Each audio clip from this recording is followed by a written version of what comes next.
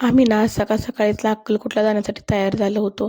तसं अक्कलकोटला खूप दिवसांपासून जायचं होतं, पण जाणं काही होतच नव्हतं. शॉर्ट व्हिडिओ तर मी अपलोड केला आहे, पण मोठा व्हिडिओ करण्यासाठी मला थोडा लेटच झालेला आहे. आजारी असल्यामुळे मी काही करू शकले नाही. आता तुम्हाला माझ्या आवाजावरून जाणवतच असेल.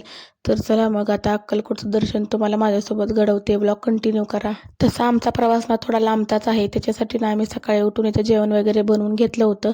पण सकाळी काही नाश्ता कोणी केला नव्हता. त्याच्यासाठी ना जाता नाश्तासुद्धा करून घेतला. अक्कलकोटला जाण्यासाठी ना माझी इच्छा तर माझ्या प्रेग्नन्सी जर्नीपासूनच होती. पण काही कारणास्तव मला काही जाता आलं नव्हतं. पण काही म्हणतात ना स्वामींचं बोलावणं सुद्धा यावं लागतं आणि ते कदाचित आज आलं होतं म्हणूनच ना आम्ही सगळेजण अक्कलकोटला निघालो होतो. सकाळीच ना नित्या उठली होती त्याच्यामुळे नाही ती गाडीत ती झोपली आणि बऱ्यापैकी लहान मुलं तर गाडीचं वारं लागेल तसे झोपतात. रात्री ना अचानकच प्लॅन झाला की सकाळी उठून अक्कलकोटला जायचं आणि रात्रीपासूनच असं झालं होतं की मी कधी अक्कलकोटला जाते आणि स्वामींना भेटते. कारण खूप दिवसांपासून स्वामींना भेटायची इच्छा आहे आणि आता ते फायनली आमचं योग जुळून आलेलं आहे. अक्कलकोटला जाण्याची एक्साइटमेंट इतकी आहे की काही विचारूच नका आणि त्यात पण फॅमिलीसोबत जायची मजा काही वेगळीच असते. आणि आता तर हे थंडीचे दिवस चालू आहेत आणि थंडी तर इतकी बेकार पडली ना की काही विचारूच नका. तरीसुद्धा ना आम्ही सकाळी लवकरच उठलो होतो कारण लांब प्रवास असल्यामुळे ना पहाटेच आम्ही निघणार होतो कारण संध्याकाळी आम्हाला रिटर्न यायचं होतं आणि नाश्ता केला नव्हता म्हणून ती आम्ही गाडी नाश्त्यासाठी थांबवली होती. सगळ्यांना वाजत होती पण मला काय वाजत नसल्यागत मी आपलं स्वेटर काय घातलंच नव्हतं. बाकी सगळे तर पॅक झाले होते आणि या हॉटेलमध्ये ना तर खूपच गर्दी होती. त्याच्यामुळे ना थोडासा लेट पण झाला हॉटेलमध्ये नाश्ता करायला कारण सकाळी थंडीमुळे सगळे बहुतेक नाश्ता करायला आणि चहा प्यायलाच आले होते की काय. तसा अजून आमचा निम्मासुद्धा रस्ता आम्ही गाठलेला नाहीये. पण थंडी इतकी वाजते आणि सगळ्यांना भूक लागली होती ना कारण लवकर उठलं की सगळ्यांनाच भूक लागते आणि नित्यासुद्धा नाही तर नाश्ता करण्यासाठी उठून बसले. स्पेशली खुर्चीमध्ये कशी बसली आहे बघा. खरं तर मला नित्यालाच घेऊन अक्कलकोटला जायचं होतं आणि तसंच झालं. शेवटी स्वामींनी योग जुळवून आणला आणि आम्ही सगळे अक्कलकोटला गेलो. तसं माझ्या मुलीचं तर खूप छानच नशीब आहे आणि नशीब म्हणण्यापेक्षा हा स्वामींचाच आशीर्वाद आहे कारण तुम्हाला मी माझा स्वामी अनुभवाचा व्हिडिओ अजून शेअर करणार आहे. त्याच्यामध्ये सांगेन. फायनली ना आम्ही 5-6 तासानंतर अक्कलकोटमध्ये पोहोचलो आणि अक्कलकोटमध्ये पोहोचल्याच मनात चालणारी वादळे ना एका क्षणात शांत झाली आणि खूपच छान वाटलं आणि कधी एकदा स्वामींचं दर्शन होते असं झालं होतं. सगळेजण खूपच एक्साइट होते की आता स्वामींचं दर्शन होणार. पण आज रविवार असल्यामुळे नाही ते खूपच गर्दी होते कारण रविवार होता ना त्याच्यामुळे बरेच लोक रविवारी स्वामींच्या दर्शनासाठी येतात. इतक्या गर्दीत सुद्धा ना स्वामींनी त्यांचं खूप छान असं आम्हाला दर्शन दिलं आणि नित्याला इथे काही गर्दी सहनच होत नव्हती त्याच्यामुळे आम्ही जास्त काही इथे थांबलोच नाही. स्वामी शरीर रूपाने जरी तिथे नसले ना तरी शक्ती रूपाने अजूनही तिथेच आहे. त्यांचं अस्तित्व अजूनही तिथे आहे आणि स्वामींना 1857 मध्ये अक्कलकोटमध्ये आले होते आणि या वटवृक्षाखाली ना स्वामींनी 22 वर्ष काढलेत आणि याच वटवृक्षाखाली त्यांनी त्यांच्या ऐतिहासिक अवताराची समाप्ती सुद्धा केली आणि आज ही हे वडाचं झाड स्वामींच्या अस्तित्वाची जाणीव करून देत दिमाखात उभा आहे. तसा खूप छान अनुभव आलाय मला स्वामींचा ते तुमच्यासोबत मी शेअर करणारच आहे.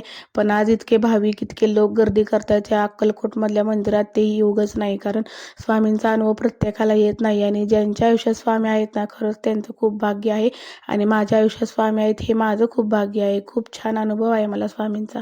आम्ही दर्शन वगैरे करून बाहेर आलो कारण नित्या काही तिथे थांबायला तयार नव्हती आणि मला स्वामींची मूर्ती घ्यायची होती त्याच्यामुळे ना आम्ही ते सगळ्यांनी मूर्ती घेतली.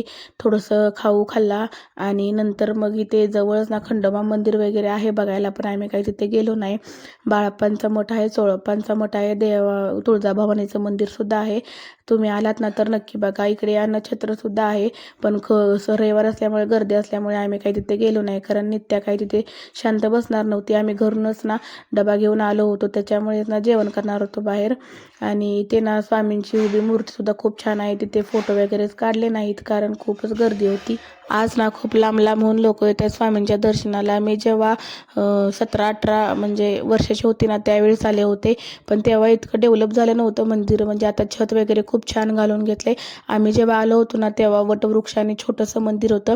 त्यावेळी म्हणजे इतकं काय वाटत नव्हतं की स्वामींबद्दल जेवढं की आता वाटतंय. त्यावेळी म्हणजे काही कळतच नव्हतं आणि आता खूपच जास्त लोक गर्दी करतात. त्यावेळी गर्दीसुद्धा नव्हती. अगदी सिंपल असं दर्शन व्हायचं तिथं पण त्यावेळी एवढं वाटत नव्हतं आणि आता ना खूप छान डेव्हलपमेंट वगैरे केली आहे त्या मंदिराची. खूप छान वाटलं. स्वामींचं दर्शन वगैरे सुद्धा खूप छान झालं. आणि आता आम्हाला रिटर्न यायचं होतं आणि यायला पण थोडा उशीरच झाला होता. आणि येताना ना असा खूप छान सनसेट वगैरे दिसला. मग मी लगेच शूट केला. आणि संध्याकाळी ना खूप थंडी वाजत होती म्हणून ते चहासाठी गाडी थांबवली. सगळ्यांनी चहा असा पिला, फ्रेश वगैरे झालो आणि नंतर निघालो पुढे. कारण आमच्या इथून ना 250-300 किलोमीटर आहे. आणि तसं थांबायचं होतं पण नित्या काय थांबू देणार नाही आणि गारट्याचं काय थांबणं जमणार नव्हतं. त्याच्यामुळे आम्ही 1 दिवसाची ट्रिप काढली होती. नंतर मग आम्ही बाहेरच जेवणार होतो आणि मग हॉटेलमध्ये गेलो. तिथलं हॉटेल तर इतकं छान होतं ना की खूप छान वाटलं मला ते हॉटेल. आणि तिथे ना भारतीय बैठक होती, जी की आता कुठे बघायला मिळत नाही.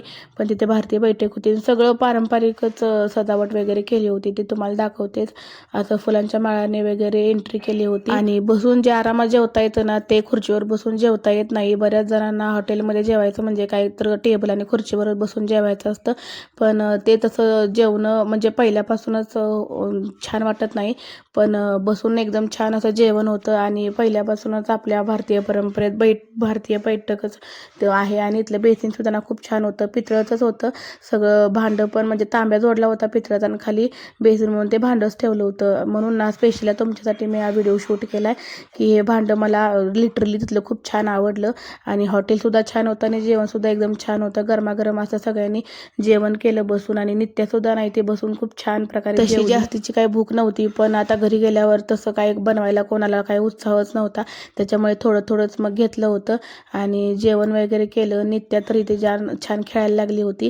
कारण नित्याला ना इथे आधीच कुठेही दिसली जागा किती पळायलाच लागतं. तशा ना मॅडम आज मांडीवर बसूनच जेवल्या होत्या. कशी काय बसली होती काय माहिती, पण एका ठिकाणी छान अशी बसून जेवली. आणि तिखट लागत होते तर कशी करते बघा. मग तिला ना तिच्यासाठी फक्त भात घेतला होता. सगळ्यांचंच काय ना काय तर गाडीत बसून खायचं चालू होतं. त्याच्यामुळे जास्तीची भूक कोणाला नव्हती. मग थोडं खाल्लं. आणि तुम्हाला हे हॉटेल दाखवते. खूप छान अशा प्रकारे त्यांनी डिझाईन केली होती. आणि छान वाटत होतं ते बघायला सुद्धा. चेअरची सुद्धा तिथे होती सोय, पण आम्ही काय बसलो नाही. आम्ही खालीच बसून जेवलो. आणि मग घरी आलो. घरी आल्यानंतर सकाळी उठलं होतो. त्याच्यामुळं प्रवास पण खूप लांबचा झाला होता. खूपच कंटाळा आला होता. पण या मॅडमला काही झोपच येत नव्हती. ती तर बसून गाडीत झोपाच काढत होती. आणि आता कशाला झोपते मग. तर चला मग कसा व्हिडिओ वाटला ते मला सांगा कमेंटमध्ये. आणि दर्शनसुद्धा स्वामीचं खूप छान झालं. तुम्हाला कसं वाटलं ते सांगा. भेटूया पुढच्या अशाच एका व्लॉगमध्ये. तोपर्यंत बाय.